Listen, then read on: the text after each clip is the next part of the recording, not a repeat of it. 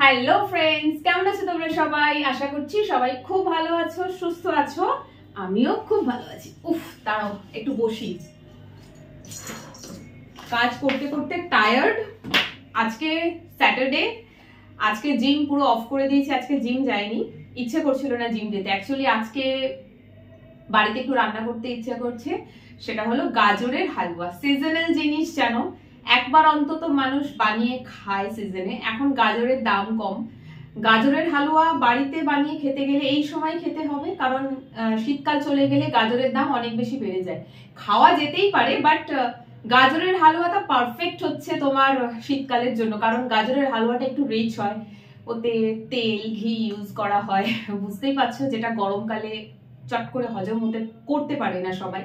শীতকালে এই সমস্ত জিনিস চলে, আর প্লাস গাজরের দামটা কম, আর এটাই সিজন অ্যাকচুয়ালি এই ধরনের হালুয়া খাওয়ার। তো 2-3 বার বানাতে আমি পারি না, বাট সিজনাল জিনিস একবার হয়। তো আজকে সেটাই বানাতে ইচ্ছা করছিল, প্লাস আমার ছেলেও কালকে বলছিল যে মা গাজরের হালুয়া বানাবে। বললাম ঠিক আছে। তো আজকে আর জিম যাইনি, বাজারও করিনি। বাজার করেছি বাট সব ব্লিঙ্কিট থেকেই। দেখো যা যা লাগবে মোটামুটি ভাবে কিনে নিয়েছি। 2টো দুধের প্যাকেট, এই যে গাজর 2 রকমের হয়, একটা হয় অরেঞ্জ, একটা হয় রেড। হালুয়ার জন্য কিন্তু রেড গাজরটাই বেস্ট, তাহলে লাল কালারটা আসবে, নইলে অরেঞ্জ কালার হয়ে যাবে। ওকে, অ্যান্ড আর কিনেছি এখানে হচ্ছে মিল্ক, আমুলের মিঠাই মেট, এটা মিষ্টির জন্য ইউজ করব। ঘি কিনেছি, ঘি তো লাগবেই লাগবে। এই জিনিসটা পুরোটা মানে এই হালুয়াটা পুরোটাই যদি ঘিতে বানানো যায় খুব ভালো হয়, বাট পুরোটা ঘি অ্যাফোর্ড করা সবার জন্য পসিবল না, সেই জন্য তেল আর ঘি মিক্স করে করা হয়। এই দেখো আজকে ব্লিঙ্কিটে অর্ডার করেছি। অনেকদিন দিয়ে আইসক্রিম খেতে ইচ্ছা করছিল, বাড়ি চলে আসি, তারপরে মনে হয় একটু আইসক্রিম থাকলে খেতাম। আজকে অর্ডার করেছি, দেখি কবে খাবো। এই দেখো এটা হচ্ছে সর্ষের তেল। কিরে বাবা, সর্ষের তেল আবার টোপে পড়ছে নাকি? আমি বললো সর্ষের তেল ছিঁড়ে গেছে মনে হয়। না, জল পড়ছে, আইসক্রিম আর দুধটা গলে জল পড়েছে সেটা। এই হলো সর্ষের তেল। অ্যান্ড এখানে রয়েছে জাগেরি পাউডার, যেটা আমি চাই ইউজ করি, আর রয়েছে সঙ্গে কাজু। ব্যাস, বাকি জিনিস মোটামুটি আমার কেনা হয়ে গেছে না সরি, বাকি জিনিস মোটামুটি আমার ঘরে রয়েছে, তাই কেনার দরকার পড়েনি। তো চলো এবারে এই যে এইগুলোকে এখন আপাতত ফ্রিজে রাখতে হবে, কারণ আইসক্রিম গলে যাবে, দুধটাও বাইরে নষ্ট হয়ে যাবে। কারণ হালুয়া বানাবো বিকেল বেলা বা সন্ধ্যার দিকে বানাবো, কারণ আজকে আমার ইভিনিং এও কোথাও যাওয়ার নেই। তো এগুলোকে এখন আমি ফ্রিজে রেখে দিই। এই যে ফ্রিজে সেরকম কিছু খাবার নেই এখন, সত্যিই নেই, কারণ খুব একটা বেশি কিছু রান্না বান্না এখন করা হচ্ছে না, সেই জন্য নেই। আচ্ছা, এখানে টেম্পারেচারটা আমি বাড়িয়ে দিই, ম্যাক্সিমাম হাইতে করে দিলাম। কেন বলো তো? কারণ এখন শীতকাল, তো যেহেতু এখন শীতকাল তো এমনিতেই সব ঠান্ডা, তাই ফ্রিজটাকে একদম ম্যাক্সিমাম লেভেলে রাখিনি। আর ফ্রিজে আইসক্রিম থাকলে একটু ম্যাক্সিমাম লেভেলে, মানে টেম্পারেচারটা একটু কমিয়ে রাখলে হবে না, টেম্পারেচারটা কমিয়ে দিতে হবে যাতে ফ্রিজটা একটু বেশি ঠান্ডা হয়। তো আইসক্রিম ছিল না বলে আমি ফ্রিজটাকে একদম মিনিমামে রেখেছিলাম, এখন বাড়িয়ে দিলাম, নইলে ঠান্ডাতে রেখেও না আইসক্রিম শক্ত হবে না। আচ্ছা, মিল্ক মেড এটাও আমি ফ্রিজেই রাখছি, এগুলো বাইরে রাখে না। ব্যাস হয়ে গেল। চলো এরপরে হচ্ছে গাজর ওয়াশ করব, আর দুপুরে খাওয়ার জন্য একটু ভাত বসাবো। আমার কিচেনটা সবাই জানো, A to Z পুরোটাই দেখা যায়, কারণ ভিডিও করি সেজন্য। কিচেনটা এমনি ঠিক আছে, বাট কিচেনটা একটু স্টোরেজ বেশি থাকলে কিচেনটা ঠিক ছিল। কিচেনটা দেখতে এত বড় করে দিয়েছে, বাট কিচেনের স্টোরেজ অনেক কম, জিনিসপত্র রাখার একটু অসুবিধা হয়।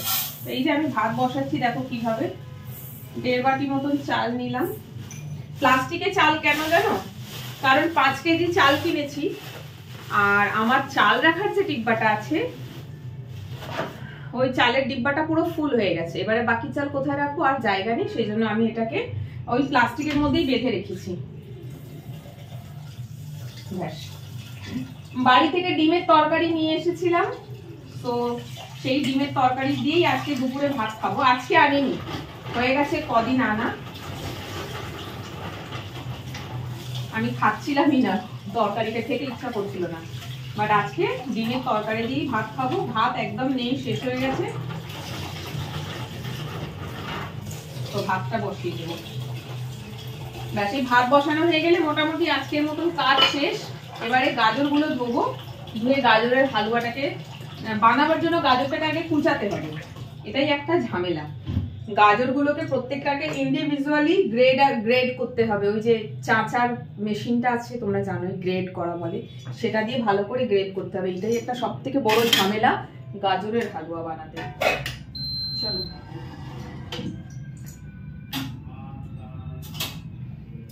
এই যে আমার কাছে গাজরের হালুয়া গ্রেড করব এটা রয়েছে, দেখো কইটুকখানি ছোট, একদম বড় দরকার ছিল তাহলে খুব তাড়াতাড়ি করে করা যেত, বাট নেই আমার কাছে, কি করবো, তো ছোটতেই করছি।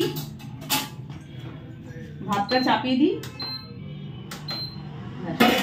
আর এই যে এখানে ডিমের তরকারি ফ্রিজ থেকে বের করে রেখেছি, হয়ে গেলে ডিমের তরকারিটা নর্মাল হয়ে যাবে, গরম করার দরকার নেই কারণ ভাতটা তো গরমই। ব্যাস, এন্ড নাও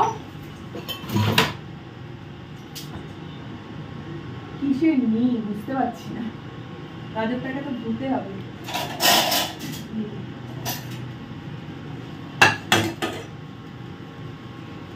আজকে অনেকদিন পর একটা সাদা শাড়ি পরে ভিডিও বানাচ্ছি, অনেকদিন সাদা শাড়ি পরে ভিডিও করা হয়নি। তো এই যে দেখো গাজর, যতক্ষণ দাঁড়িয়ে আছি ভাতটাও ফুটে যাবে। কি বড় বড় গাজর দিয়েছে, গাজরের সাইজ গুলো কি লম্বা লম্বা আর বড় বড়। তো আমি এখন কি করবো জানো, আমার সুবিধার জন্য গাজরগুলোকে কাট ইনটু স্মল পিসেস, এর খোসা ছাড়াতে হবে আমাকে, এখন চাঁচতে হবে, ওটাও একটা বড় কাজ। করবো, সব ঘরে বসে করবো, আস্তে আস্তে করবো।